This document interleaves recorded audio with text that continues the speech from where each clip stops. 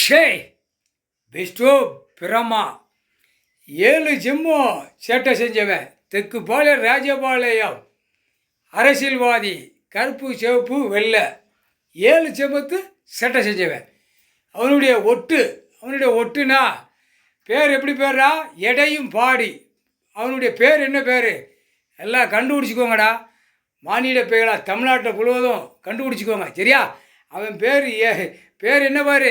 எடையும் பாடி. எடை பாடி. அவன் பேர் என்ன பேர்? நல்லா உச்சரித்து புரிஞ்சுக்கோங்கடா. தமிழ்நாடு முழுவதும் கொடியை தூக்கி இந்த செம்மத்தில் அழிக்க வந்தவன். 7 ஜெம்மம் அழித்தவன்.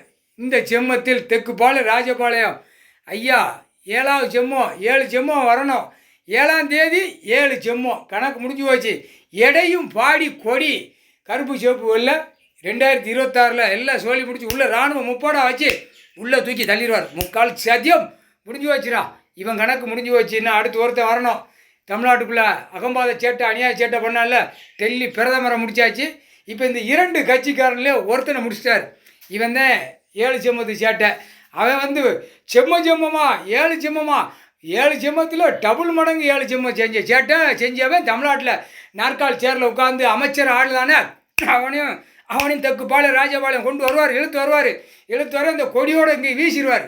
இவனுக்கு எடையும் பாடியில் நெத்தியில் 12 ராமேஸ்வரத்துலேருந்து கணக்கில் கைலாசத்தில் நெத்தியில் இலும்பச்சம்பளம் கனியை எரிஞ்சிட்டார். நெத்தியில் இவனுக்கு எடையும் பாடி இலும்பச்சம்பளம் கனி எரிஞ்ச உடனே இவனுக்கு தமிழ்நாடு முழுவதும் இந்த செம்மத்தில் இவனும் சோழி முடிஞ்சான்.